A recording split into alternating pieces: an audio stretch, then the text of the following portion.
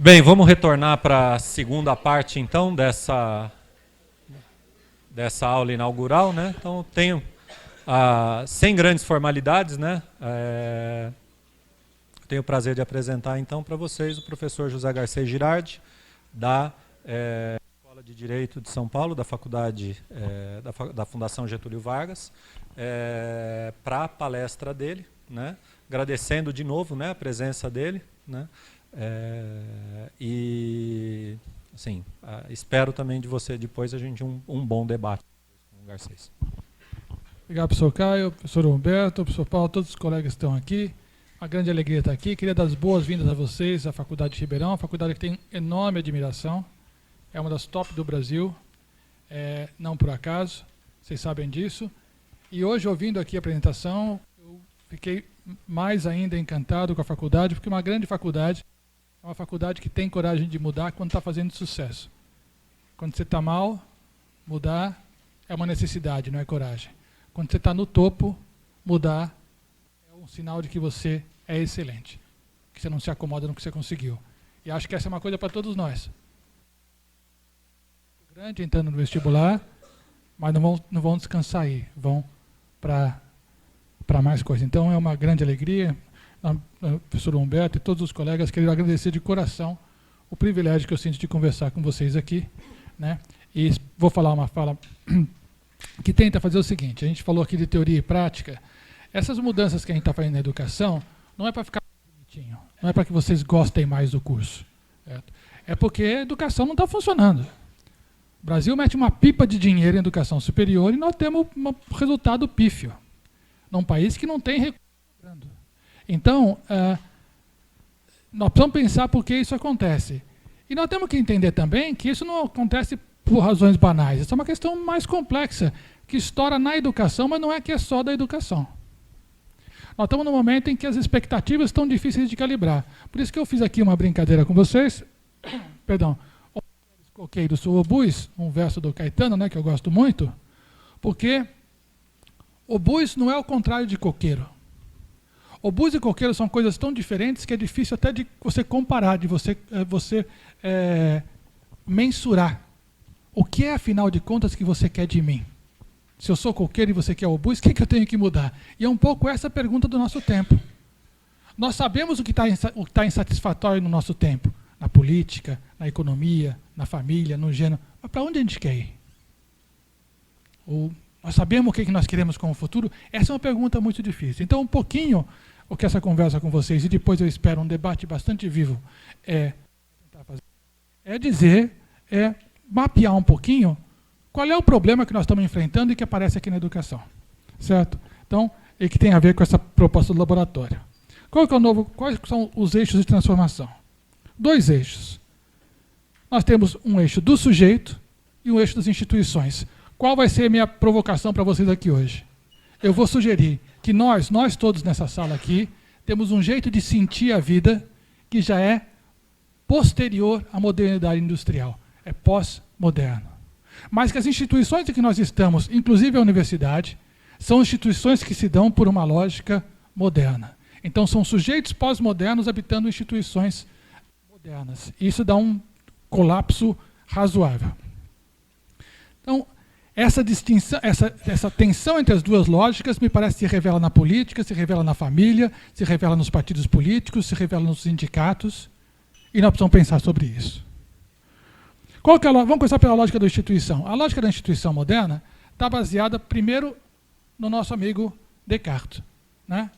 Que fala que para você pensar bem, você tem que jogar fora 2 coisas: seu corpo e a sua história. Seu corpo por quê? O corpo é uma péssima fonte de verdade. Se eu estou mexendo com gelo para servir meu uísque ali, fico mexendo no gelo e ponho a mão embaixo da água fria, eu acho que a água está quente. Portanto, o corpo é algo que não só não me ajuda a conhecer a verdade, como me atrapalha a conhecer a verdade. Os desejos e tudo mais. Então, o corpo eu tenho que jogar fora. Segundo, não é porque Aristóteles disse, porque Arquimedes disse, Santo Antônio disse, Santo Agostinho disse que uma coisa é verdade. Eu tenho que experimentar por mim mesmo, eu tenho que provar por mim mesmo que aquilo é verdade. Então, para pensar bem, para chegar àquela questão que eu tenho que abandonar meu corpo, minha história, e a fórmula base é: só posso saber que penso, e se penso, existo, não é isso? Para jogar fora o seu corpo, a sua história, para pensar bem, Descartes inaugura uma forma muito importante da gente construir conhecimento e verdade na modernidade. Tem um probleminha aqui, hein? O que é que nós somos, se não corpo e história? Se para conhecer o mundo, nós temos que jogar fora o nosso corpo e a nossa história, para conhecer o mundo na perspectiva moderna, em grande parte, nós temos que jogar fora nós mesmos. E vai ser esse o projeto a ser feito. E é por isso que ele está em crise. Mas não é só isso. A razão que nós temos, a forma de pensar, ela mudou profundamente depois das guerras de religião. Antes das guerras de religião, nós tínhamos uma certeza mais ou menos do que era a verdade. Então, se Galileu falava que a Terra gravitava em torno do Sol, a igreja podia dizer: está errado. Não importa como você está pensando, essa resposta é impossível. Porque a gente sabe o que é a verdade.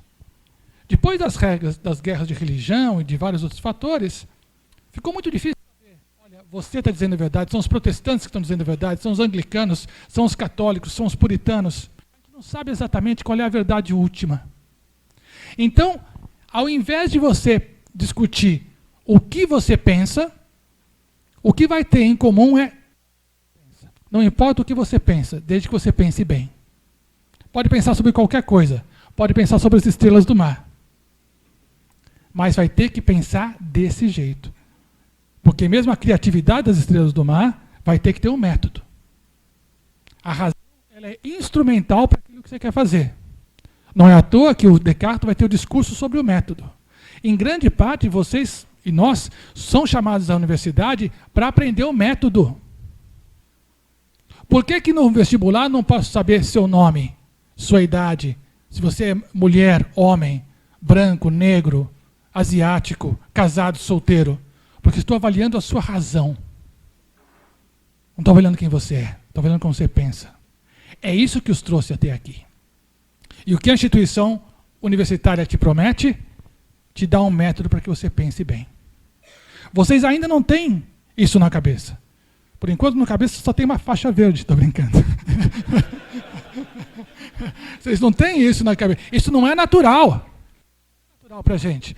Portanto, a razão moderna é uma razão disciplinadora. Ou seja, eu vou te ensinar a pensar certinho. Aquela frase odiosa que a gente tem: raciocina comigo. Você não está pensando bem. Eu vou te ensinar a pensar bem. Essa instituição, a universidade, foi criada para isso. Foi criada para fazer a gente pensar bem. E para pensar bem nessa perspectiva, diga tchau para o seu corpo, diga tchau para a sua história. Essa é uma razão que vai te disciplinar. Nós gostamos muito do nosso corpo, nós gostamos muito da nossa história. Às vezes a gente gosta do corpo do outro também, mas isso é outra história. A gente gosta muito. Mas para a universidade, isso é para pensar bem. É uma razão, portanto, que tem que nos disciplinar. Então, qual é o esquema? Repara aqui a natureza. O projeto moderno é disciplinar a natureza. Lembra? Não tem uma floresta assim, cheia de coisas. Eu preciso mesmo usar o microfone ou não? Para gravar? Sérgio Moro? Certo, muito bem. Então é o seguinte, olha lá, você pega a natureza, toda uma floresta cheia de coisa crescendo em qualquer lugar. Você aplica a razão disciplinadora e você tem o Jardim de Versailles. Jardim de Versailles é uma beleza, é uma maravilha, mas a gente olhando para ele esquece o quanto de violência tem aqui. Só vai crescer o que eu quero, como eu quero, na hora que eu quero. É isso que a razão moderna faz. Ela pega a natureza, aplica o que ela acha que é correto e transforma a natureza no que eu quero. Isso é civilização. É isso que é civilização. Repara, por exemplo, na Índia. Os ingleses chegaram lá, tinha as tribos das diversas etnias da Índia, os ingleses aplicam a sua razão, e olha como é hoje a guarda presidencial indiana. Parece o palácio de Buckingham. Agora virou civilizado. A função da razão é disciplinar a natureza. Uma natureza que não atinge o seu ápice, senão pela razão. Nós temos, portanto, aqui, ó, por exemplo, na família, isso era a mesma coisa. Repara como era a mulher e o marido, pai, mãe e filha, cada um cumpre o seu papel porque tem que cumprir. É claro que a filha não quer obedecer ao pai. É claro que o Flintstones quer gazetear o seu trabalho, ou os Jetsons, mas todo mundo tem que cumprir o próprio papel. Se seu pai te dissesse, você vai fazer isso porque eu estou falando, eu sou seu pai, você tem que fazer. Porque esse é o seu dever. Seu pai está disciplinando para o seu bem. E muitas vezes o pai metia a mão na cara ou batia no filho e falava, é para o seu bem. Eu estou disciplinando a sua natureza. Você vai depois me agradecer por isso. Você vai me agradecer por ter perdido 3 dentes. Porque eu estou fazendo você melhor, mais feliz no futuro. Não é? Por isso, ó, olha as fábricas, os escritórios, todo mundo disciplinado. Você acha que o cara queria ficar no escritório sem conversar com ninguém? Não. Mas você faz o que você tem que fazer para conseguir ser mais do que você é. O projeto da modernidade é esse. Esse é o contrato. Você me dá um pouco da sua autonomia, então eu imponho a você uma heteronomia, para depois de algum tempo você ter mais autonomia. Ou seja, você começou aqui no emprego como contínuo, se você se esforçar bastante, daqui a 20 anos você é diretor, você vai ter mais autonomia. Você entrou aqui como calouro, se você respeitar tudo que eu faço, daqui a 5 anos você vai ter muito mais autonomia. Esse é o projeto. Mas crucialmente, pessoal, crucialmente tem a questão de que você aceita abrir mão da sua autonomia durante algum tempo. Esse é o projeto moderno. Em tudo. No casamento. Pois não? No casamento. Veja, as pessoas... Casou.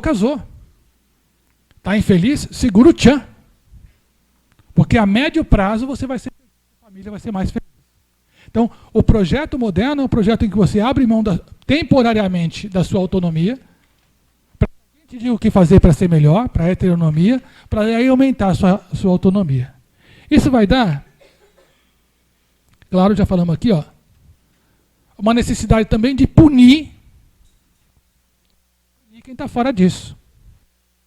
Se você não consegue entender por bem, vai entender por mal. Ou seja, eu vou ter que te disciplinar. E claro que aí nós temos uma disciplinação da natureza. Como é que isso se transforma para a educação? Qual que é o percurso? Você recebe... Muito obrigado. Eu paro de falhar o microfone? O microfone, está certo. Obrigado. Então, veja, qual que é o percurso? Você recebe um aluno assim. Um aluno cheio do senso comum, que gosta de rosquinha. Esse que é o projeto da educação. Esse é o cara que você recebe. Uhul, fui aprovado. Não, Ribeirão Preto. Muito bem. Esse é o cara que chega para fazer laboratório aqui. Tá certo? Aí, mas graças a Deus, esse homem, esse ser humano, se encontra com os professores de laboratório. Caio, Nuno e Paulo. O que acontece depois desse encontro?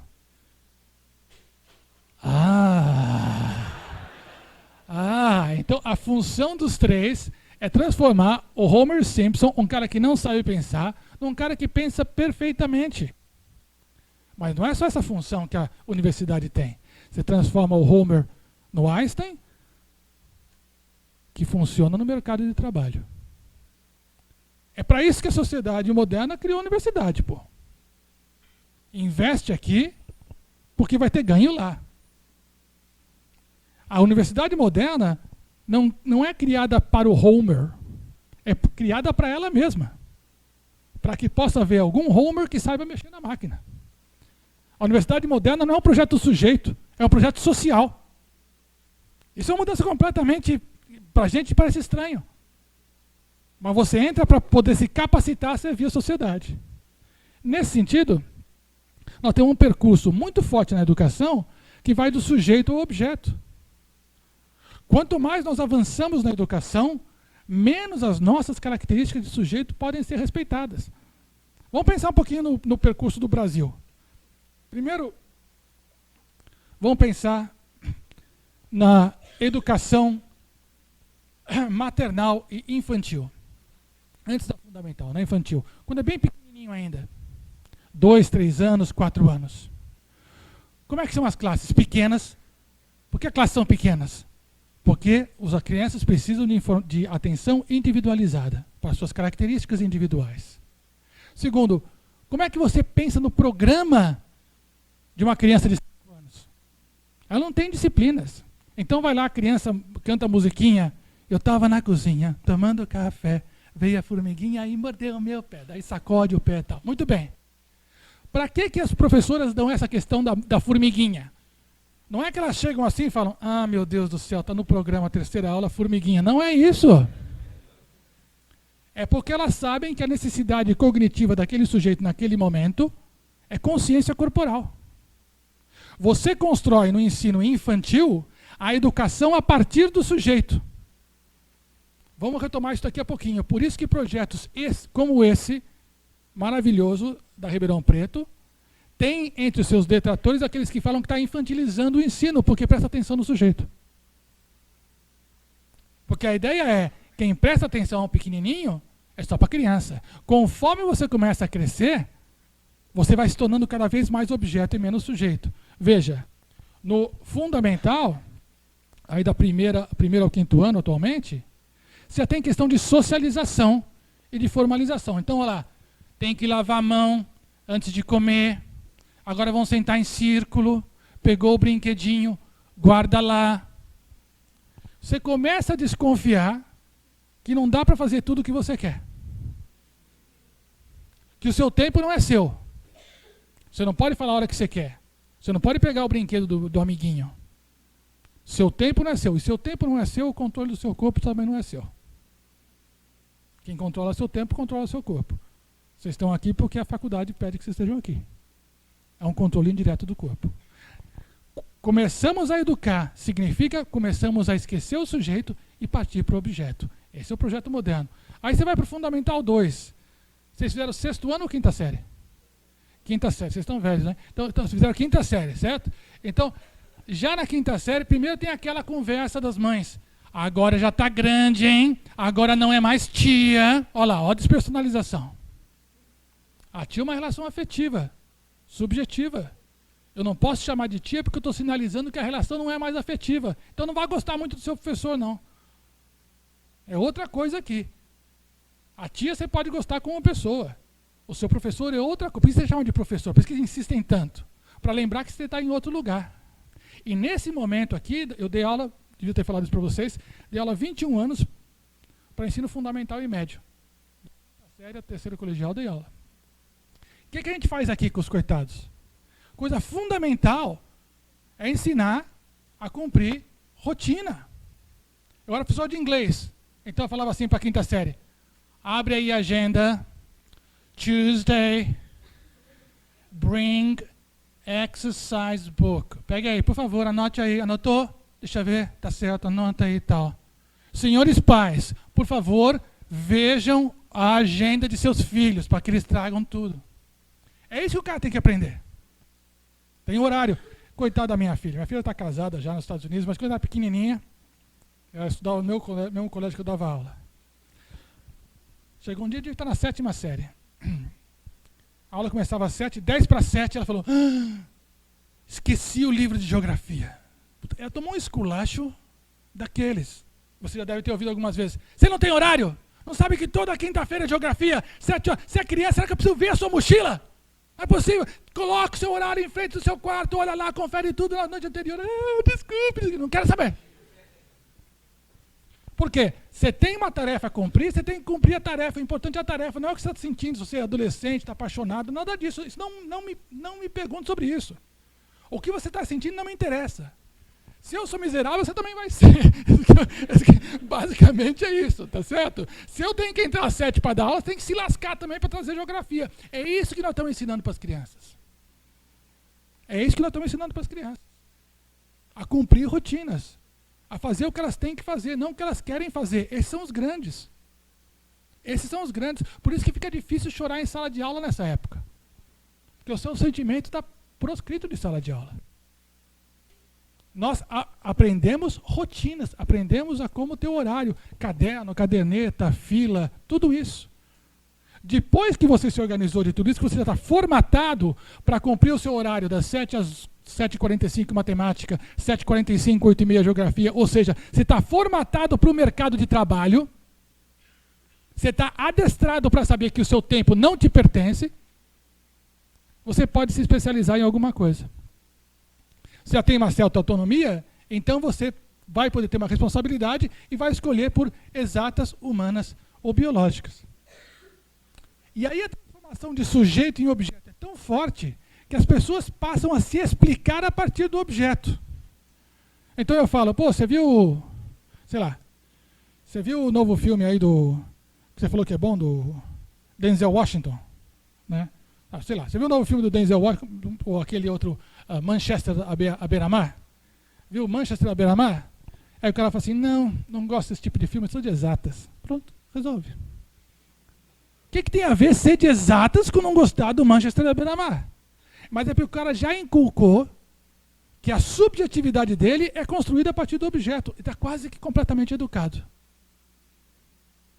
Então ele parte de um sujeito, de uma atenção ao sujeito, para cada vez mais ele se conformar ao objeto. Isso se chama educar. O Freud fala que a civilização se baseia na castração do desejo.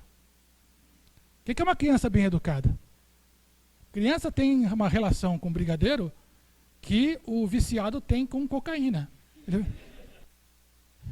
vê o cocaína, quer pegar aquilo, tá certo? Agora, e por alguma razão muito perversa, eles colocam o brigadeiro na mesa do bolo, mas não pode comer o brigadeiro antes de comer o bolo. É uma sacanagem total. Aí o menininho vai buscar o brigadeiro porque ele está com vontade, e a mãe fala, Luiz Henrique guarda a mão. Como ele é educado, é isso. Como ele é capaz de não fazer o que quer fazer, para fazer o que tem que fazer. Essa é a essência do projeto moderno. Você não pegar o brigadeiro que você deseja. Certo? E quem tem a função social de ensinar isso? A família, as instituições, a igreja e, em grande parte, a escola. Aqui você está formatado. Quando você chegou na universidade, em grande parte isso é menor ainda, porque você não é mais um cara de humanas, de exato, de biológicas. Você é um cara de direito, de engenharia ou de economia. Você é mais concentrado ainda. Você se transforma num profissional. Estava conversando com o Nuno, uma das coisas que a gente observa claramente nos cursos universitários e no curso de direito em geral, é que você recebe alunos interessantíssimos e forma idiotas completos. Porque o cara é o data vênia da vida. Porque o cara se tornou advogado, o juiz, o promotor. Ele foi sequestrado, mas esse é o projeto, esse é o cara bem-sucedido, a mulher bem-sucedida.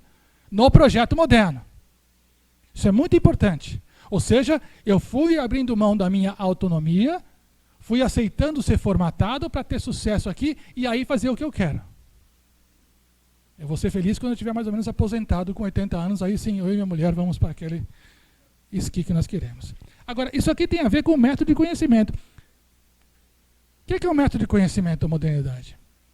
Basicamente, modernamente, conhecer é analisar. E o que é analisar? Duas coisas. Primeira coisa, distinguir, conceituar. Como é que eu sei o que é a letra A? A letra A é a letra que é diferente de todas as letras que não são A. Como é que eu inicio o clássico de uma aula de contratos, por exemplo? Primeira pergunta. O que é o contrato? Promessa é contrato? Uma doação é contrato? Uma sugestão é contrato? Aí todo mundo fica assim, não, será, não será, será, não será? Muito bem. Então eu mostro uma porção de coisas que são parecidas com um contrato, daí eu falo, não, senhores, contrato é... E aí eu falo. Pronto, definir, a primeira coisa que eu tenho que fazer, definir. E o professor começa na lousa dando todas as definições. Isso é a base do conhecimento moderno. Depois que eu separei tudo, aí eu coloco em sistema, classificar. Agora você já sabe o que é contrato depois da primeira aula. Qual a minha segunda aula? Quais são os tipos de contrato? E pronto, e aí eu vou classificar. Esse é o modo de conhecer, esse é o modo de olhar o mundo. Então veja, talvez a quintessência disso seja a tabela periódica. Não sei se vocês decoraram isso, eu decorei. Não me lembro absolutamente de nada, né? Mas fui bem de química. Mas basicamente você tem as unidades perfeitamente separadas umas das outras e alinhadas em grupos. Você sabe isso aqui, você sabe química. Não sei vocês, são muito mais jovens que eu, mas eu passei muito mais tempo em sala de aula balanceando a equação e decorando isso do que no laboratório. Aliás, no laboratório não adiantava nada na zorra, só para a gente ficar de avental para cá e para lá. Mas fora isso, não adiantava coisa nenhuma. O que realmente valia a pena era isso aqui, ó. Memorizar. Isso é a quintessência do conhecimento nosso. Conceituar e classificar. Pensa na enciclopédia, pensa no dicionário. É assim que a gente modernamente conhece. Repara, por exemplo, como é que eu sei que é um urso? Para saber o que é um urso, você vai separando ele de todos os animais que parecem com um urso, mas não é. E depois você sistematiza ele lá para frente. É assim que nós pensamos. Isso não é o jeito que a gente vê na faculdade só, isso é o jeito que a gente vê a vida. Tá certo? Isso aqui é mais ou menos o esquema da Libertadores. Vai no mata-mata aí. Então é assim que a gente vê o mundo. Certo? Ó, como é que é o organograma de empresa? Mesma coisa. Cada setor separado do outro. Então, o diretor de marketing, se deu coisa errada, ele culpa o cara do RH. O cara de RH fala, isso aqui não é problema meu, é seu. Você segmenta e sistematiza. Se vocês me disserem que isso tem tudo a ver com a produção industrial em linha, eu vou dizer, você está coberto de razão. Insumos montados. Peças que se montam para formar o carro. Forma de produção, forma de pensamento, forma de educação. Uma coisa só. Outra forma, por exemplo, claro, o judiciário. Mesma coisa. Vocês vão ter várias discussões aqui sobre competência. Se tal professor é competente, não estou brincando. Se tal coach é competente, não é? Isso é uma briga para saber quem que está no seu quadrado. Eu não posso sair do meu quadrado. Isso aqui é justiça criminal? É processo, não é? E isso é tão forte para nós, se a gente tiver certeza que alguma coisa é substantivamente injusta, mas você tiver entrado pelo quadrado errado, se ferrou. Porque o quadrado é mais importante que a causa, no modo moderno de pensar. Se algo processualmente está errado, ainda que substantivamente esteja certo, você tem que jogar fora. É o método que a gente falou lá. Então, como é que isso apareceu na escola? Olha aqui o horário de aulas clássico. Isso aqui é o horário de aulas da Faculdade de Direito. É a mesma coisa. Cada um deles no seu espaço correto. Sistematizado, se viu 1, 2, 3, 4, 5, 6, 7, penal 1, 2, 3, 4, 5, 6, 7, em progressão, e um não se confunde com o outro. Numa faculdade tradicional, você está discutindo Lava Jato e está falando com o seu professor de constitucional. O professor fala isso, aquilo e tal. Aí alguém levanta a mão e fala, mas professor, isso aí podia ser, pode dar quanto tempo de prisão? Se o professor for sério, ele vai dizer, você vai me desculpar, sou professor de constitucional, isso você conversa com um colega de penal. Não ficaria bem, mesmo que ele saiba. Mesmo que ele saiba, por quê? Ele se autoriza por por dominar esse quadrado aqui. Então, essa é a forma como nós nos autorizamos, dentro da faculdade tradicional moderna. Por isso que uma coisa como o laboratório, a gente não consegue entender a novidade se não entender que o laboratório está aqui, ó. Está quebrando isso aqui. Está quebrando isso aqui a partir de um outro paradigma do que seja conhecer, que nós vamos ver daqui a pouco. É rapidinho, são 4 horas de palestra, mas passam voando. Tá certo? Então, olha a sala de aula aqui, tradicional. A mesma coisa, não é coincidência. Olha o resumo do seu TCC. É exatamente isso, introdução, tema, delimitação do tema, etc. e tal. Normalmente acontece o quê? A pessoa chega com um projeto TCC super interessante. Eu queria saber, meu tema de TCC é a questão da pobreza na periferia de Ribeirão Preto. Por que tem tanta pobreza? Se o professor fala, muito legal, muito bom, mas você precisa cortar. Precisa recortar um pouquinho, tá? Ter mais foco. Pensa um problema. Qual é o seu problema de pesquisa? Aí você vai. Aí chega no TCC que é as famílias de baixa renda no quarteirão B do bairro 3 da periferia de Ribeirão Preto, de 2004 a 2005. Um estudo exploratório. Que grande trabalho! Você cortou, certo? Parece esquartejador. Daí você fez um grande trabalho. Por que isso ocorre, pessoal?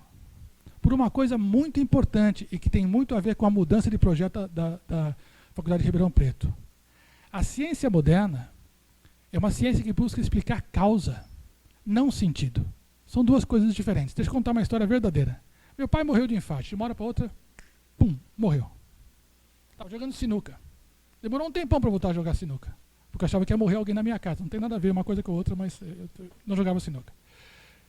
De qualquer maneira, suponha que eu chegasse para o médico e falasse assim: doutor, por que meu pai morreu do coração? Ele poderia me responder: seu pai tinha um problema de coronária não detectado. E um entupimento. Eu falei: não, doutor, desculpe, não estou perguntando isso. Quero saber por que meu pai morreu de infarto. Eu falo: isso eu não posso responder para o senhor. Se eu tiver alguma crença religiosa, mas eu não posso responder isso para o senhor. O médico não pode responder para mim o poema de Drummond, que fala: por que nós amamos se nós vamos morrer? E por que nós morremos se nós amamos? Parece que Deus é um sádico, né? Porque se a gente não amasse, morrer não seria tão mal. E se a gente não morresse, amar seria excelente. Mas Deus nos fez de tal forma que amamos e morremos. Por quê? Isso é uma pergunta de sentido, não é uma pergunta de causa. A ciência moderna, depois das guerras de religião e todos os problemas que nós tivemos, fala: olha, sentido cada um arranja o seu. O que nós podemos estabelecer é causa. A gera B. Agora, quanto mais variáveis eu tiver, mais difícil fica provar causalidade. Se eu tiver A1, A2, A3, A4, A5, A6, A7, dizer qual deles gera B é muito difícil. Então, qual o melhor truque? Só ter um A e um B. Por isso que os trabalhos acadêmicos são um esforço neurótico de reduzir o foco para ser científico nessa perspectiva. Por isso, alguns colegas de outras faculdades vão dizer que quando vocês estão fazendo laboratório, não estão aprendendo nada. Porque esse não é o foco, de reduzir para uma causalidade. É uma proposta de dizer que na faculdade de Direito nós temos que entender causalidade dentro de um contexto de sentido, que é político, que é ético, que é moral, que é econômico, social. Mas essa não é a pegada aqui. Isso vai gerar para a gente, então, a educação como projeto coletivo, não é seu, ela é seriada, né? Ela é disciplinar, você tem que aprender a pensar, aprender a se comportar, aprender a agir. Né? Ela é uma noção de conhecimento cumulativo. Não fala comigo ainda que está no primeiro ano, você ainda não comeu feijão o suficiente, espera chegar no 5º ano para poder conversar. Na pós você fala, por enquanto anota aí que eu estou falando. É o sujeito que se conforma ao objeto. Por que eu tenho que aprender direito administrativo? Porque eu estou dizendo que você tem que aprender. É por isso. É importante. Confia em mim, segura aí e anota. Esse é o método tradicional.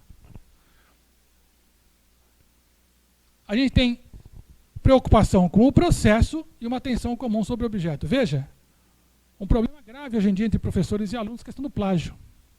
De novo, a história da minha filha. Quando a Carol era pequenininha, ela tinha assim, uns 10 anos, e ela falou, estava na 5ª série, falou: pai, me pediram para fazer uma pesquisa sobre tribos indígenas no Brasil. Eu tinha acabado de comprar, uma coisa que na época era moderníssima, uma enciclopédia CD-ROM, que ela chamava Encarta. Custou caro. Aí eu falei: filha, então vai lá, pesquisa na Encarta, tal. Ela voltou 15 minutos depois, falei: ela me chamou de Té. Té, já fiz o trabalho. Eu disse: não, filha, você não fez o trabalho, foram 15 minutos. Não. Ela pediu tribos indígenas no Brasil. Na Encarta tem tudo. Ela imprimiu. Eu falei: filha, não era isso que a professora queria. Eu falei: sim, tribos indígenas no Brasil. Estão aqui as tribos indígenas no Brasil. Ela tem razão. Mas a professora não foi clara. A professora não estava interessada nas tribos indígenas do Brasil. A professora estava interessada em desenvolver o processo de pesquisa, que é uma coisa completamente diferente. Hoje em dia, às vezes, você fica bravo com o aluno porque ele não dá fonte. Você não perguntou sobre a questão dos delitos e das penas? O Beccaria já falou disso, só coloquei lá, já falou bem, por que eu vou ficar preocupado com isso? É uma ética do processo, eu quero que você aprenda a pensar contra uma ética de produto. O resultado está aqui. Essa é uma grande mudança. E a atenção é sobre o objeto, não é sobre vocês. Não é, pelo contrário, um bom professor se manteria distante. Não quero saber quem vocês vão, não se envolva com o aluno, por favor. Para poder ter objetividade. Porque é isso que eu estou fazendo. Bueno, isso aqui deu um problema, que vocês conhecem bem, e levou a essa sensação aqui, que já foi falada indiretamente aqui. Vamos ver. Vocês já conhecem, mas é muito bom. Ah, cação. Não vai abrir? Estou sem óculos, o que está dizendo? Não vai abrir? Ah, tudo bem, então. Não, deixa eu ver se vai dar. Tá na internet ou não? Então vou tentar aqui. Rapaz, esse óculos não é meu, daqui outra coisa nenhuma.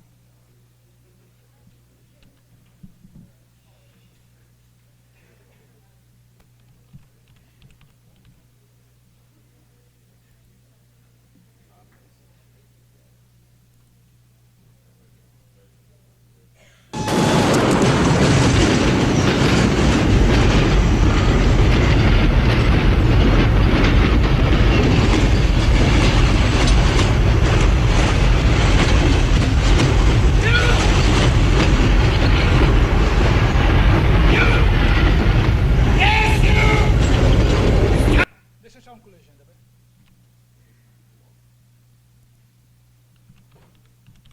Vocês conhecem, mas é legal isso aqui.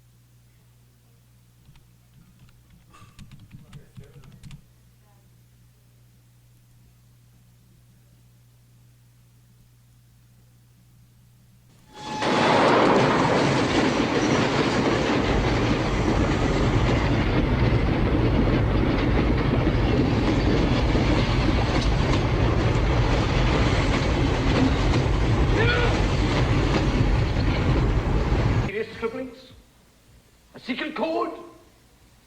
No. Poems, no less. Poems, everybody! The laddie reckons himself a poet. Money gets back. I'm all right, Jack. Keep your hands off my stack. New car, caviar, four-star daydream. Think I'll buy me a football team.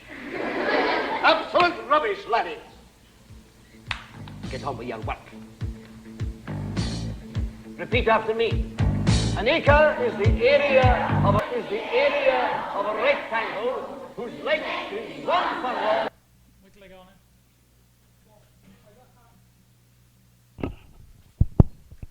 Dá uma sensação de grande libertação ao final, não é isso?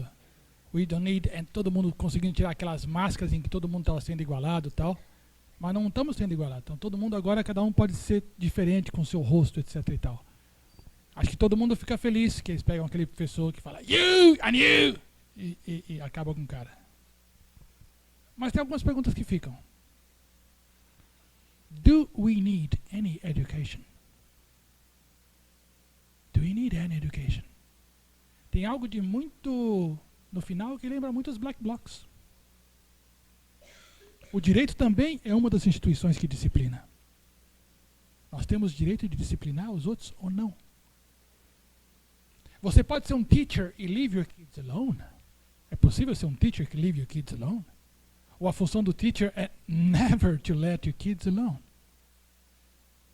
Essa é uma cena de libertação ou uma cena de problemática de problemas com a luz? Pronto. É uma cena de libertação ou é uma cena não apenas de libertação? Essa aqui vai levar para a segunda parte, já estou entrando para o final da nossa conversa para fazer o debate, que é a superação, a crise do projeto moderno para a educação. E é uma sociedade narcísica, que vai dar numa sociedade narcísica. Parece que o século XIX criava, com esse tipo de educação, um bando de neuróticos sem criatividade. E parece que o século XXI, de educação, está formando um bando de narcisos que se acham completamente incompetentes. Nenhuma das duas coisas. A proposta do laboratório é para resolver esse dilema. Então, qual que é a lógica do sujeito? Se toda aquela civilização racional do controle, da obediência, da regra, do dever, deu o Vietnã, eu não quero mais Vietnã. Woodstock é uma celebração por causa disso. Por que eu não posso transar? Por que eu não posso fumar maconha? O laboratório vai ser muito sobre isso. Não, estou brincando. Por que eu não posso transar? Por que eu não fumo? Se as pessoas transassem mais, fumassem mais maconha, eles paravam de jogar bomba nos outros. Qual que é a lógica aqui? Não é seguir os seus desejos que é o perigo, é negar os seus desejos que é o perigo. Mudou o mundo. E nesse sentido, a pílula anticoncepcional talvez tenha sido a maior invenção do século XX. Porque o lugar do desejo mudou. Toda a modernidade foi construída para controlar o desejo. O desejo é animal, a razão é humana. Mas a partir da crise do projeto moderno, eu falo, não, o que me realiza como humano é entender o meu desejo e realizá-lo. Ele é bom porque é meu desejo. Isso é uma mudança fundamental. Como é que coloca a educação nisso aí? Como é que a gente coloca o direito nisso? As mulheres que queimam sutiãs, que podem ter o corpo... Aqui. Essa foi a primeira equipe do laboratório. Eram 4 professores. Ou seja, ninguém é de ninguém, porque essas regras aí rígidas de casou, agora só pode isso, não. Isso é uma questão de controlar o desejo. É uma construção burguesa para controlar o desejo, manter propriedade dentro de tal coisa, etc. e tal. Vão chutar isso porque só cria neurótico. Está a fim de pular cerca, pule a cerca e seja feliz. Né? E aqui nós começamos então a ter outros modelos completamente diferentes. Repara hoje, olha o modelo de família. Pode ser 3, pode ser 2, pode ser 4. Não tem problema nenhum. Por quê? Vai encarar? Vai ter problema com isso? Não posso ter 3? Não preciso ter pai e mãe. Posso ter função pai, função mãe, como eu quiser. Nenhum problema. E nos nossos desenhos de hoje, ao contrário do Flintstones e do Jetsons, quem representa a autoridade, quem representa a regra, que é ridículo. Nos Simpsons, o diretor, não é isso? É sempre muito ridículo e tal. E o Flanders, que é religioso. Simpson, vamos orar. Então, veja, o Simpson é um cara que é normal. O Flanders que é esquisito. Porque o Homer segue o desejo dele o tempo todo. South Park é a mesma coisa. Estão matando o Kenny o tempo todo, a gente acha legal, é isso aí mesmo, porque... Né? Mas quem representa a autoridade que é o ridículo. Nós rimos de quem representa a autoridade. Isso que é o antigo. O mundo mudou. Ridículo é aquele cara que fala, não, você não pode agir o seu desejo, não. Se a gente olhar o ambiente político do campus, essa discussão está presente. Há um espaço para o limite ou não há um espaço para o limite? Todo limite é autoritário? Esse limite não é autoritário. E não venha com essa história de limite consensado, porque consenso é uma ficção. Um consenso broad, geralzão, eu não sei se dá. Essa é a pergunta. Todo limite, o direito é, portanto, uma forma de domínio de uma classe sobre outra, de um grupo sobre outra? Ou é um instrumento democrático? Essa é a pergunta fundamental. A crise da modernidade se dá porque fala, olha, todo limite é em princípio suspeito. Certo? Todo limite é em princípio suspeito. E, portanto, o grande grito de guerra é proibido proibir. Ele é interdit d'interdire. Quem é você para me proibir qualquer coisa? Isso está errado. Proíbe para você mesmo. Eu coloco meu próprio limite. Dá para construir uma sociedade democrática assim? Dá para construir uma educação assim? Qual que é a alternativa? E aí nós temos, aqui acho que o link não vai estar funcionando também, mas é um vídeo para fazer um paralelo ao vídeo do Pink Floyd. Não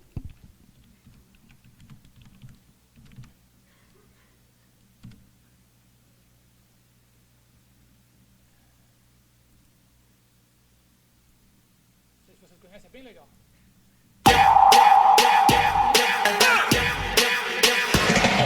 Nem sempre o que é bonito.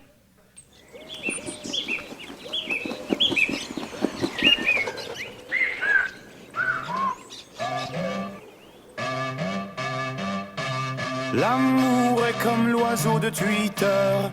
On est bleu de lui seulement pour 48 heures. D'abord on s'affilie, ensuite on se follow, on en devient fêlé. et on finit solo. Prends garde à toi. Et à tous ceux qui vous like, les sourires en plastique sont souvent des coups d'hashtag. Prends garde à toi. Ah, les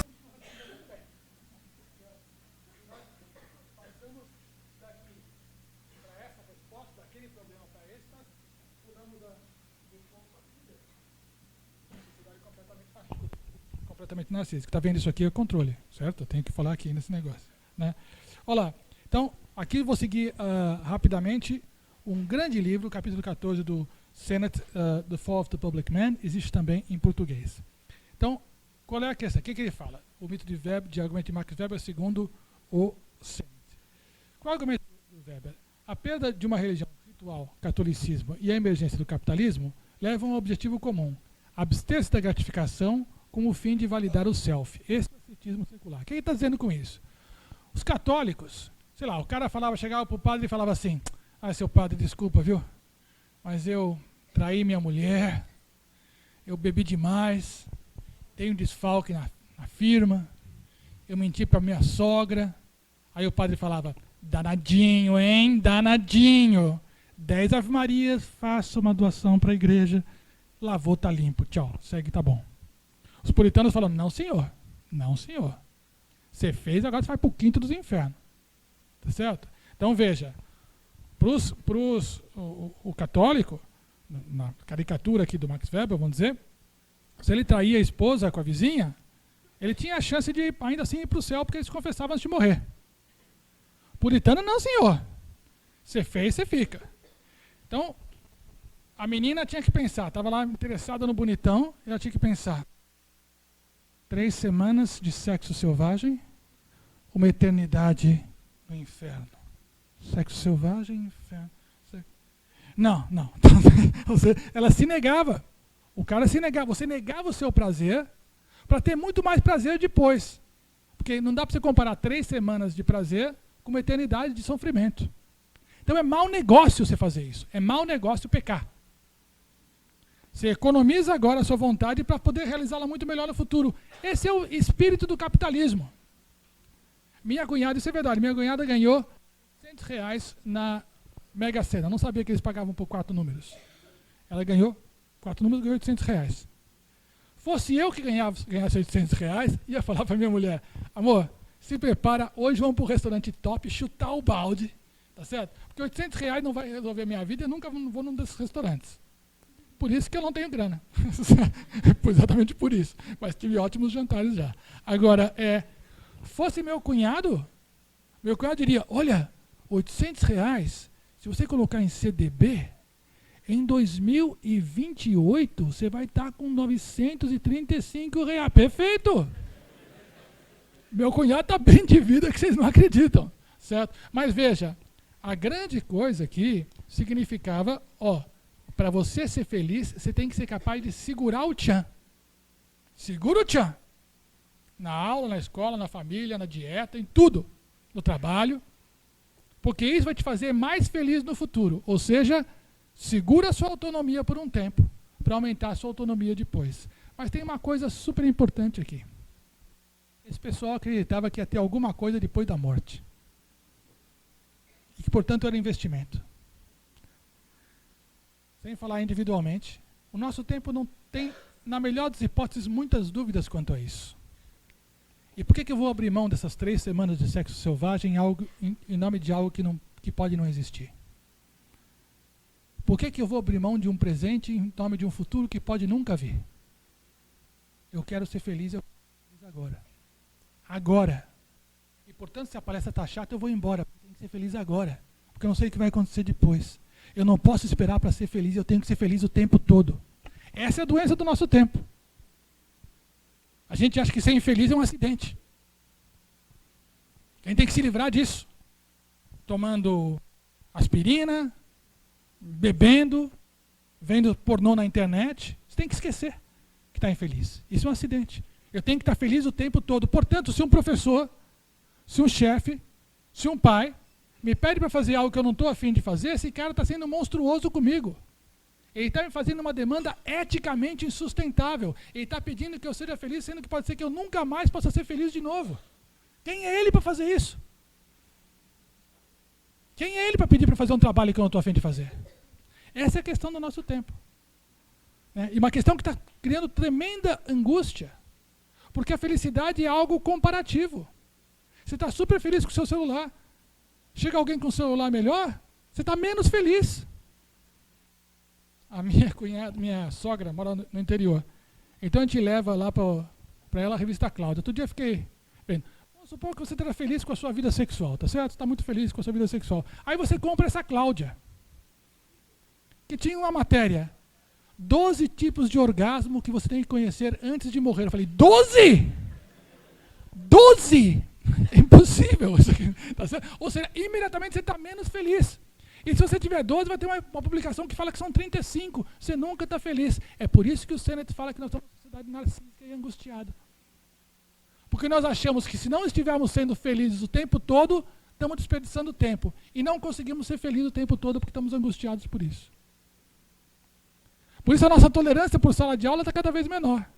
Para alunos e para professores também, vou dizer dos dois lados. Na sala de aula, veja, normalmente, como é que era na modernidade aqui? Meus PowerPoint estão meio esquisitão. Na modernidade, o que você falava? Olha, o que eu estou fazendo? Então você é aluno, você não preocupa com o que você está sentindo. Copiar. Eu sou professor, não estou a fim de dar aula. Dane-se, meu chapa, a sua profissão vai dar aula. Você, aluno, não está a fim de ter aula, dane-se você também, é a sua obrigação. Ou seja, é o que você está fazendo, não o que você está sentindo. A crise disso nos leva, eu preciso estar sempre me sentindo bem. Será que eu estou a fim de ir à palestra? Não estou, tudo bem, acho que eu vou à palestra. Aí chega aqui, você acha que a palestra está chata. Você levanta e vai embora. Você não tem nenhum compromisso ético em ficar. O fato de ter escolhido não te compromete. Quantas vezes acontece, aqui claramente não, quantas vezes acontece que os alunos vão lá e pedem, abre uma disciplina, por favor, de direito agrário, tem muita gente querendo, falamos na classe, são 35 e tal, daí vira mundo, abre a disciplina, ninguém se inscreve. Não, acho que não estamos tão afim, não. Nenhum compromisso. Nenhum compromisso. Eticamente você não é o responsável por isso. Aquela hora eu estava afim, agora eu não estou afim, vai encarar? Qual o problema? Né? Vamos pular isso aqui. Quais são as consequências? Primeiro, nós estamos o tempo todo obcecados com a gente. Como é que eu estou me sentindo? Será que eu estou legal? Como é que eu estou me sentindo nessa palestra, nesse momento? Queria dividir isso com você. Estou brincando. Então, o tempo todo falando um pouco disso aqui. Né? Segundo, impulsos internos justificam o self. Porque se você está afim, não precisa de outra justificativa. E se você não está afim, também não precisa de outra justificativa. Isso é uma coisa maluca no nosso tempo. Então você combinou comigo de fazer churrasco no final de semana, beleza, para comemorar a entrada aqui na Ribeirão Preto. Vou fazer um churrasco e tal, na sua casa, aí convidei todo mundo. Sexta-feira à noite eu liguei, aí tudo certo, eu falei assim, não vou fazer mais churrasco aqui em casa não. Você tá louco, cara? Como não vai fazer? Não estou afim. Pô, mas já convidei todo mundo. Não estou afim. Já comprei cerveja? Não estou afim. Você não tem argumento contra isso. Vai me obrigar agora a ser um fascista? É isso? Autoritário? Eu estava afim, não estou mais afim. A pessoa se sente eticamente validada para não estar isso aqui. Veja, esse não é um problema, falar, nossa, olha como está o mundo. Essa é uma condição. Eu não acho que a gente vivia no mundo maravilhoso. E não acho que a gente vive num mundo maravilhoso. Não acho que a gente vivia num mundo terrível, não acho que a gente vive num mundo terrível. O que eu acho que a maioria de nós acha que realmente é muito difícil ter uma boa razão para fazer algo que eu não estou afim. A menos que eu esteja eu mesmo e diga, não estou afim agora, mas vou estar afim depois. Mas sou eu que decido, não é o outro que decide. Se a faculdade falar, só vai ter matéria eletiva, vai ser uma festa. Claro, nesse sentido, o que o outro sente é irrelevante para mim. Tá certo? Então, vou supor, olha, lamento, eu falei que ia viajar com você, mas não vou mais. Tudo bem, você está sofrendo, mas eu não posso mentir para mim mesmo. Eu não posso me contrariar. Eu estaria sendo desonesto comigo. Se eu fosse viajar, não me viajo que eu não estou afim. Essa é uma postura moral, não é uma postura mesquinha. É uma postura moral de outra perspectiva. Não, eu tive uma situação, há alguns anos já, de um aluno brilhante da GV, super boa gente. Ele veio falar comigo o seguinte, ele, quando estava no final do quarto ano, quando estava no final do quinto ano, um grande escritório falou, olha, esse menino tinha especializado muito numa área, brilhante mesmo. Um escritório de médio porte falou, olha, você está super bem, nós temos um cliente grande nessa área que você está se formando, que nós queremos, vamos aceitar se você estiver com a gente. Você pode montar a sua equipe, a gente te contrata como advogado já mais elevado. Fizeram isso, assim, tudo bem, conta comigo, fazer isso. Aí ele veio falar comigo, me contou que isso tinha acontecido 6 meses antes. 6 meses depois, um outro escritório maior oferece muito mais para ele sair e fazer isso naquele escritório. Ele pergunta, professor, o que o senhor acha? Devo ir? Não. Há 50 anos atrás, ele não teria feito essa pergunta. Ele teria dito, desculpa, mas eu já me comprometi com o escritório. Seria uma postura moralmente impossível de pensar. O menino falou, acho que eu vou aceitar, professor. Você que sabe. Eu falei, você que sabe. Não ia falar sim ou não. Eu falei, pensa um pouco, você está jovem, está começando, tem seu nome no mercado. O nome da gente é o principal patrimônio que nós temos, é o nosso nome, mais do que qualquer outra coisa. Pensa um pouquinho nisso. Eu sei, mas também se ele se cansasse de mim, me dar um pé na bunda mesmo, não tem nenhum compromisso com eles. E caiu fora. Veja, não estou dizendo que ele está errado. Estou dizendo que é uma configuração ética completamente diferente, que está em contrapasso com o que essa instituição espera. Porque na sua formação fundamental, porque essa instituição está baseada, assim como as outras da modernidade, na capacidade de você dizer não para o seu desejo. De você ficar quieto quando quer falar, como está acontecendo agora. Essa é a base da instituição. E cada vez menos nós temos fundamentação moral para exigir isso aqui. Então, o que você está sentindo hoje em dia é mais importante do que a ação. Olha, muitos de vocês estão cansados já. Vocês estão com emoção, com calor, vindo aqui, já ouviram tanta coisa, já faz quase 3 horas, 4 horas que estão ouvindo a gente falar, vocês estão cansados. Mas vocês são alunos de primeiro ano, são bem educados, portanto vocês entendem que tem que ficar. Esse é o que fica bem. Talvez alguém tenha pensado em sair e falar, não, fica mal. Certo? Na perspectiva pós-moderna, se eu não estou afim, eu levanto e vou embora. Isso não é problema meu. Isso não é problema meu. Tem que entender o que eu estou sentindo. Não o que eu estou fazendo. Isso atrapalha muito o relacionamento amoroso, viu? Por exemplo, eu posso falar para minha mãe, adoro a senhora, mãe. Está com 94 anos, minha mãe. Adoro a senhora. Mas eu nunca passo lá. Eu nunca faço nada por ela. Vamos supor. Não, mas ela sabe que eu gosto. Eu posso falar, adoro minha mulher. Mas eu nunca saio com ela. Não tenho paciência de falar com ela. Mas eu adoro ela. Ou o namorado acha que pode falar com a namorada. E aí, sua burra. Sai fora, idiota. Não, ela sabe que eu adoro ela. Como ela sabe que eu... Não, mas é o sentimento. Não é o sentimento, é a ação. Pelo menos eu não sou hipócrita. Aquelas coisas assim. Né? E isso leva, claro, a uma noção de a vida pública desaparece. Então, eu vou protestar super forte quanto a passagem ser 3,20. Não pode ser 3,20. Aí eu falo, tudo bem. Então vamos sentar para discutir. Se esse transporte público, não estou afim. Não, mas você não quer passar de 3,20, eu sei, mas não estou afim de discutir. Ué, eu não quero passagem, mas não estou afim de discutir política. Eu quero democracia, mas não quero participar. Só me faltava essa. Tem democracia, não tem que participar. Oh, mas vocês têm cada um, hein, que pelo amor de Deus. É o problema do nosso tempo. Claro, aí vai acontecer o quê? A educação é um projeto individual, o cara vem para a faculdade porque é a carreira dele. Por isso ele acha perfeitamente que ele pode falar para o professor, se eu não estou incomodando, não é problema seu. Se eu quero ficar aqui atrás jogando, ficar no Facebook o tempo todo, não estou te enchendo o saco, não enche o meu. Se eu quiser ir, eu vou, se eu não quiser, eu não vou. É uma educação completamente individual, que eu pessoalmente acho um problema enorme, num país em que o acesso à educação de qualidade é tão difícil. Eu falar, eu consegui chegar lá, mas não vou fazer nada com isso, vou continuar sendo incompetente. Isso é pessoal.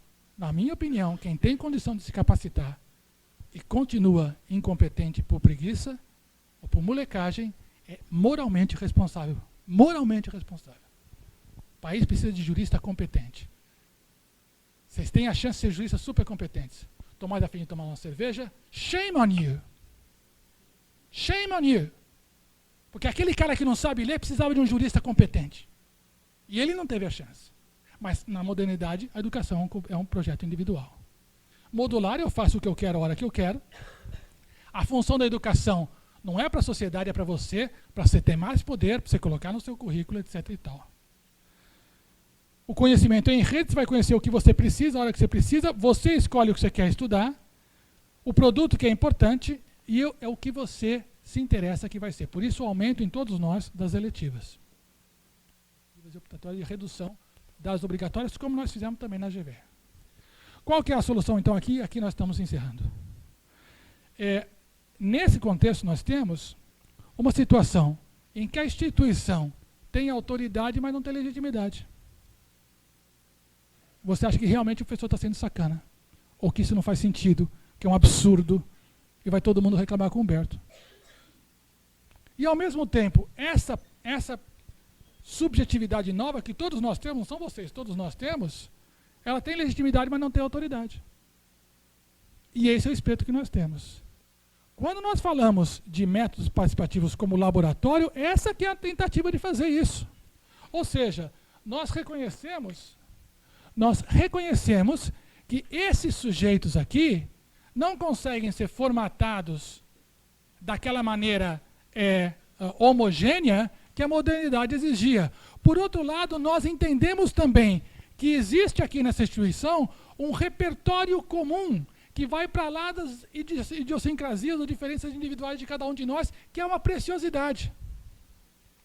Então, como permitir o compartilhamento e a construção de um repertório comum a partir de sujeitos que prezam a sua individualidade? A partir do trabalho conjunto.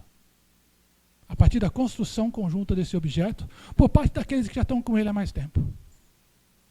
Então, a proposta maravilhosa de laboratório que vocês têm não é uma aula diferente. É uma tentativa dentro da universidade de como a gente pode recompor a vida pública num país em que a vida pública está esgarçada. Porque as regras que vocês vão ter dentro de sala de aula é de saber ouvir, saber ceder, ter o ponto de vista de outro, responsabilizar-se pelo projeto comum, responsabilizar-se pelo produto comum. Isso não é uma fórmula para uma disciplina nova. Isso é um modelo para uma sociedade que nós precisamos reconstruir. E vocês participando disso, em sala de aula, têm enorme condição de transbordar isso para fora de aula. Eu não tenho como dizer. O prazer e a honra que é para mim olhar para vocês e dizer para vocês: bem-vindos ao curso de Direito da Ribeirão Preto. Muito obrigado.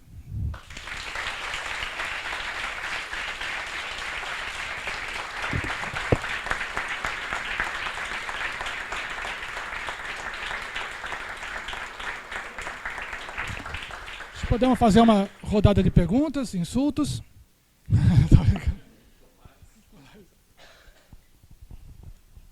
Alguém, gente, perguntas? Não sei se o professor Garcês poderia contar um pouco como tem sido esse processo do laboratório na FGV. Falar da experiência, de quais os resultados, como tem sido a metodologia disso, para a gente entender um pouco mais da fonte. Na FGV foi um desastre. Estou brincando.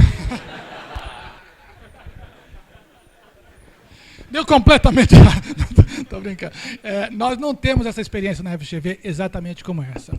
Nós temos experiências parecidas. Por exemplo, nós temos experiências de clínicas, de educação por clínicas, que é mais ou menos isso. Tem um problema concreto, trabalho em equipe, muito pouco tempo em sala de aula presencial, e muito tempo fora de sala de aula. Algumas das clínicas incluem visitas a pacientes, verdadeiros ou hipotéticos, né? E o trabalho, o resultado é sensacional. É parecido com o PBL. A gente tem alguma... PBL, para quem não sabe, é o Problem Based Learning, não é isso? Que você dá um problema para a turma resolver. Nós temos algumas atividades em PBL. Nas clínicas, particularmente, não é o PBL, justamente. Por que não é PBL? Porque não é um problema geral. A diferença do problema para o caso, vamos dizer assim, é que no caso ou na clínica, você tem um conflito já delimitado. Por exemplo, como é que você lida com o problema das famílias que ocuparam o terreno da CPTM? Esse é um caso de clínica, certo? No problema, seria o seguinte, como é que a gente faz para diminuir Zika e chikungunya no Nordeste? Qual é o papel do direito aí? Então, no problema, você tem que recortar o problema jurídico. No caso, na clínica, o problema jurídico está dado. A experiência que eu estou falando, que acho que aqui vocês vão ter um pouco mais, vai ser alguma coisa no meio dos dois, entre problema e PBL e clínica, o que eu sinto é ter tanto um caso jurídico complexo quanto um problema maior, e que os alunos têm que se colocar, na maioria das vezes, dá um resultado muito bom. E muito bom, em primeiro lugar, bate o peito das pessoas. Porque o cara chega se achando. Deixa que eu faço, que eu resolvo, etc. e tal. Tudo bem. A questão é essa. Qual a solução que você propõe? E daí, como é difícil. Como é difícil resolver isso aqui. Porque é o seguinte, quando o professor está falando e a gente acha defeito, é super fácil. Mas quando a sua função é falar do professor achar defeito, o jogo não é tão engraçado. Quando o cara fala assim, você está brincando comigo. Sabe que nesses cursos, para mim, foi quando eu vi mais claramente como alunos brilhantes intelectualmente podem ser infantis. Então, por exemplo, num caso como esse de invasão do terreno, a menina que é brilhante, você é uma menina brilhante, chega para mim e fala, professor, sabe que eu vi? Eles não poderiam ter invadido o terreno. Mas é verdade, você viu isso no Código Penal? Mas que brilhante. Então, nesse sentido, né, quer dizer, o aprendizado que ela teve quando eu falei, poder, não podiam, estão lá, né? O que você faz? Mete a polícia? Então, eu sinto que o aprendizado é muito grande e tem uma coisa mais legal ainda, todos nós temos habilidades diferentes. Por exemplo, o Nuno é bonito. Nós temos habilidades diferentes. No grupo, então tem cara que fala melhor, tem cara que escreve melhor, tem cara que sistematiza melhor, tem cara que é bom para criar relações entre as pessoas, tem cara que é bom de pesquisa. A gente não é igualmente bom em todas as coisas. E o trabalho no laboratório, na clínica, permite que a gente tenha o nosso melhor lado aproveitado. Isso eu acho muito bom mesmo. Né? Eu senti um ganho de maturidade nos meninos enorme. No começo, claro, aí tá. No começo, os que são mais imaturos, eles acham que não vão fazer nada, é pegar carona no trabalho dos outros. E aí, nesse sentido, um desafio que a gente já conversou, o Caio, o Paulo, o Humberto, que é a questão da avaliação. Você está avaliando o grupo, está avaliando o indivíduo, está avaliando o produto, está avaliando o processo. Postura ética deve ser avaliada, não deve. Como é que você mensura conhecimento? Esse é um problema grande, porque esse make or break a atividade. Se o cara puder pegar a carona e fazer um trabalho meia boca e passar porque passou, matou a atividade. Matou. E é muito difícil para vocês dizerem não para um colega que foi braço curto. O cara não fez nada o tempo todo, é super seu amigo e fala, putz, não dá para colocar o nome como se a gente tivesse feito os dois? É muito difícil. Você falar não. É um ônus. Né, pessoal? Então, nesse sentido, esse é o único perigo. Mas fora isso, para nós tem sido um ganho fenomenal. Inclusive porque desenvolve algumas das habilidades que são mais fundamentais para a vida profissional. Porque ler o código todo mundo sabe.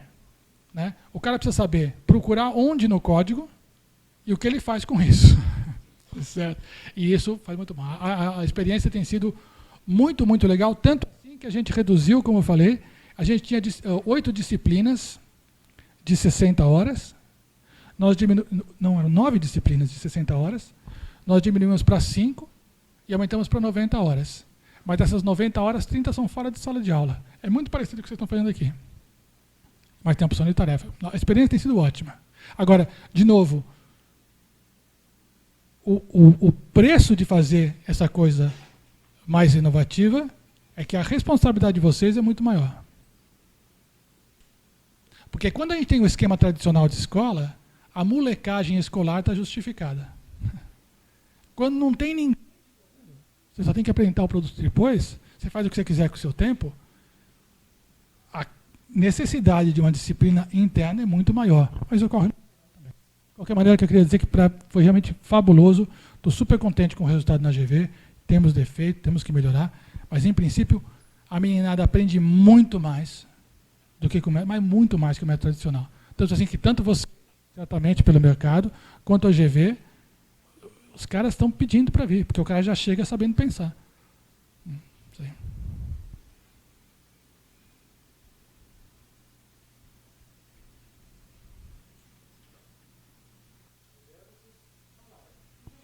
Falem! Tenham liberdade, mas falem!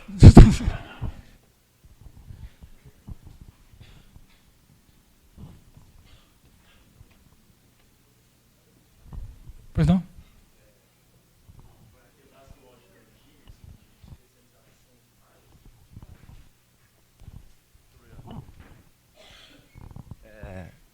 Eu penso assim, você saber se integrar interdisciplinariamente, assim, é uma boa para o mercado, mas você corre o risco de ficar superficial em alguma área por trabalhar dessa forma integrada?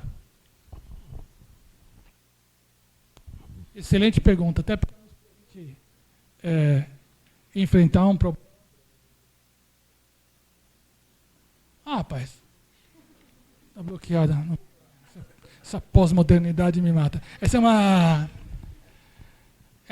pergunta. Por quê? A gente tem noção que o especialista é um cara que sabe muito de uma coisa, não é isso? E o generalista é um cara que sabe um pouco de tudo, certo? Seria mais ou menos a caricatura que a gente faria.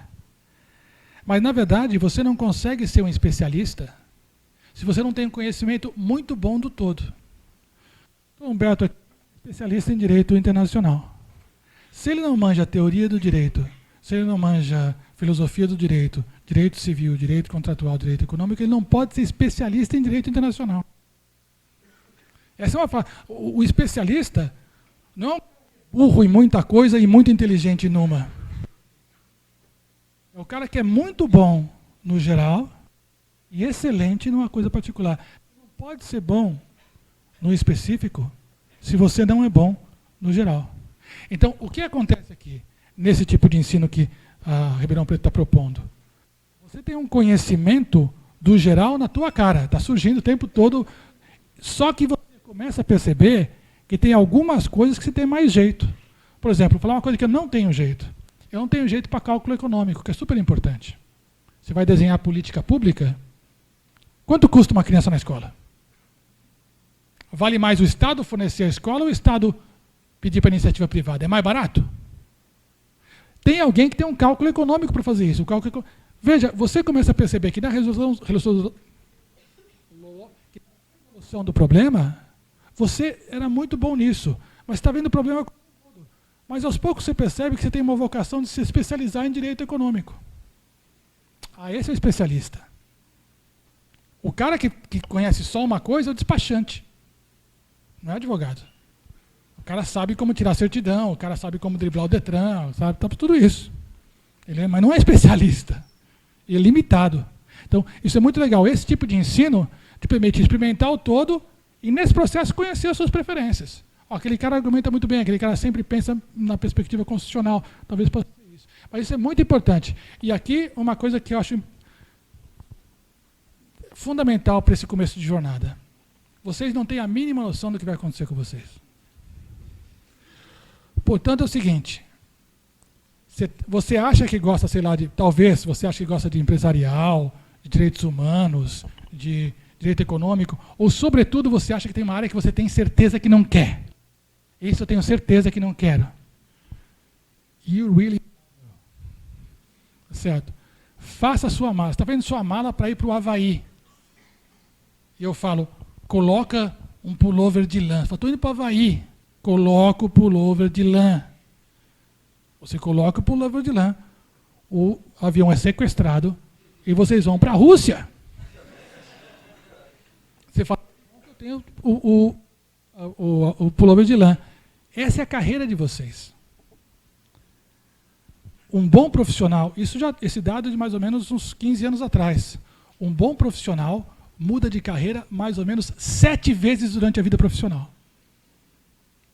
Eu comecei como professor de inglês, fui ser coordenador de inglês, depois fui chamado para dar curso de inglês jurídico na SBDP, depois fui dar aula para tornei coordenador de metodologia na GV. Tipo, as habilidades que eu tinha que ter lá eram coisas completamente diferentes. Coisas que eu achei que nunca ia utilizar.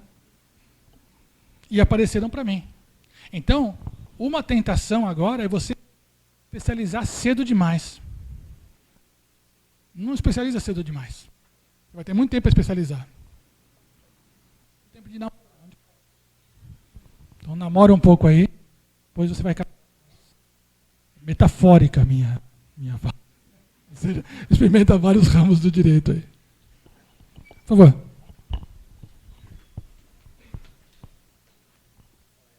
Professor, hoje em dia você vê na Europa o surgimento de instituições de ensino com um método pós-moderno, sem professor, com o aluno aprendendo sozinho e tudo mais, principalmente nas áreas de exatas. Você vislumbra isso no estudo de direito no futuro brasileiro ou no futuro internacional mesmo? É muito boa pergunta. Eu acho que sim e não. Mesmo na Europa aí, viu? Porque é o seguinte, tem dois problemas. Primeiro, a consequência de você estudar sozinho você normalmente vai estudar aquelas coisas que te interessam, certo? Isso é mais ou menos como comprar pela internet. Quando você compra pela internet, a internet começa a te dar sempre as mesmas coisas parecidas. E você vai comprar o que você quer, mas você não está vendo o que você não sabia que você podia querer. Esse é o grande barato de supermercado. Você vai comprar salame e sai um cortador de grama. É isso? Você viu alguma coisa que você não sabia que podia querer. Isso é muito importante. Por isso que eu não gosto de biblioteca que você não pode entrar. Que é a biblioteca que só pede o livro, sabe? Para economizar espaço. Porque o grande barato da biblioteca é você ficar andando e procurar um livro que você não estava procurando. Achar um livro que você não estava procurando. Então, a questão sobretudo muito cedo, não quando você já tem um maior, mas sobretudo muito cedo, se você é o responsável pela sua própria ação, é muito possível que você perca em amplitude e acabe mecanizando o mesmo tipo de raciocínio no qual você é bom. Para dar um exemplo, eu dei aula de inglês muito tempo.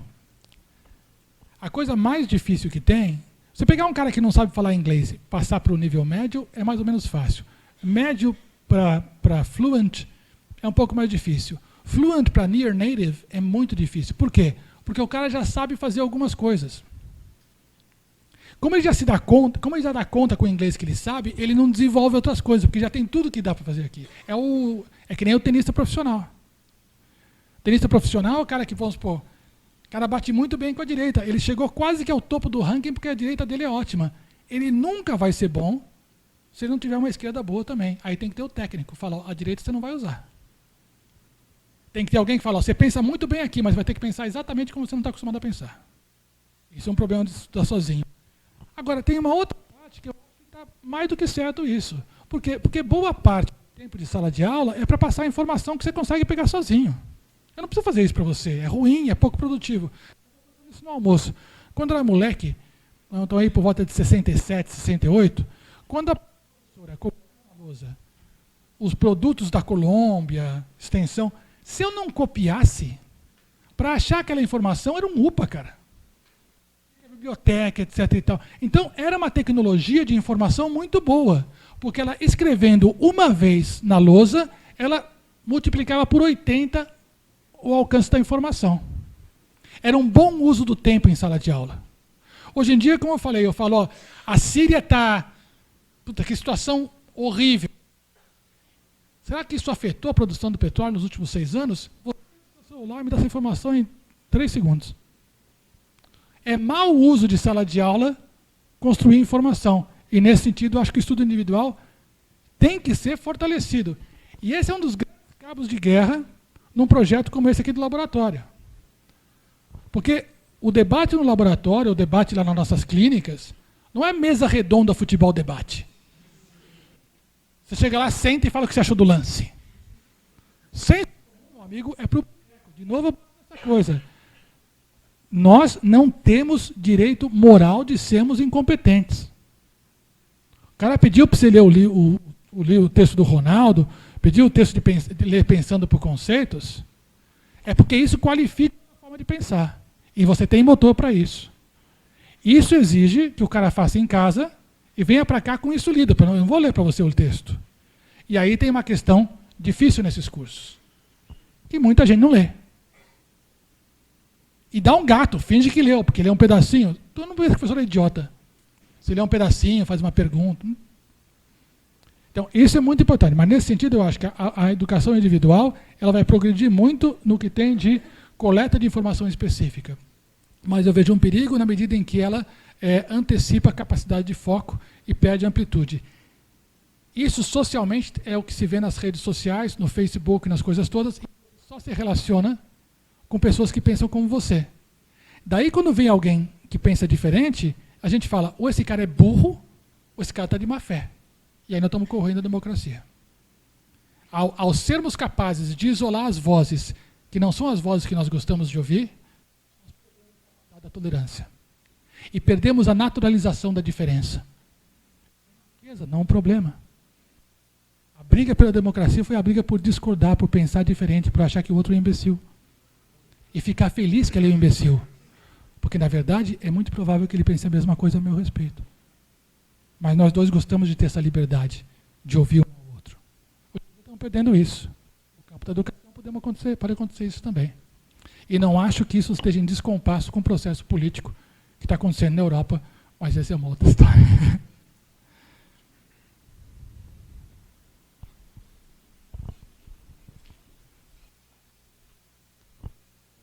Professor, eu acho que a FDRP é um exemplo de uma instituição na qual os professores são exclusivamente dedicados à carreira acadêmica. Você acha que, na perspectiva futura, vai ter espaço para conciliar a carreira acadêmica com a atuação em outros ramos do direito? Acho que sim. E acho que uma boa universidade tem que ter uma variedade de perfis. É legal ter um cara que tem o pé na prática, é legal ter um cara que fica só na faculdade, é legal um cara que é especialista. Acho que isso tudo é importante. De novo, a contratação do professor é a contratação de alguém para os alunos. Quer dizer, eu preciso ter para os alunos alguém que tenha um conhecimento da prática, alguém que tenha uma reflexão acadêmica aprofundada e alguém que tem um conhecimento específico muito forte. Acho que isso vai permanecer ainda e acho que essa diversidade existe aqui em Ribeirão Preto. E só para retomar uma coisa que me passou quando eles estavam falando sobre teoria e prática, um problema é você não conseguir aplicar o conceito na prática, isso aí é evidente. Mas tem outro problema, pessoal. Sem a prática, você é incapaz de entender o conceito. Vai explicar para uma criança de 10 anos que nunca namorou o que é o sofrimento de terminar um namoro. Ela consegue entender as palavras que você diz, mas ela não consegue entender nada do que você diz, porque ela não tem experiência. Então, essa questão de teoria e prática não é só de um lado do conceito para a prática. Não é só que o conceito nos ajuda a entender a prática. É a prática que nos permite entender o conceito. É a experiência concreta da depressão que me permite teorizar sobre a depressão. É uma experiência concreta do sofrimento que me permite discutir o sofrimento. Então não é só que eu não consigo aplicar na prática. Sem prática não existe conceito, existe palavra, mas não conceito. Conceito é uma ferramenta para ler o mundo e agir no mundo. Conceito exige a prática. A prática vem antes do conceito. E por isso que o laboratório é importante. E por isso que a gente na GV está insistindo muito nisso. E é difícil, mas muito gostoso. Vocês estão cansados, então? Deixa eu fazer uma pergunta para vocês. O que é isso na cabeça de vocês? Coroa de louros. Agora eu queria saber, perfeitamente. Louros, ficou bonito. Quem fez? Os veteranos. Muito mais legal do que cortar cabelo. Achei que ficou muito legal. Professores, tudo bem? Então, olha, eu queria de fato agradecer muito o convite. Eu tenho um orgulho danado dessa faculdade, um carinho danado por essa faculdade e pelos colegas que estão aqui. Estou super feliz de estar com vocês. O João Cabral de Melo Neto, no lindo Morte e Vida Severina, quando vai cantar o nascimento daquela criança no meio de tanta miséria, ele vai falando da beleza do novo, da beleza do novo, e uma hora ele fala, é belo como a primeira folha de um caderno que a gente principia. Essa é a primeira folha do caderno que principiam, e é belo. Eu agradeço a oportunidade de ter dividido ela com vocês. Obrigado e muito sucesso para vocês. Obrigado por tudo.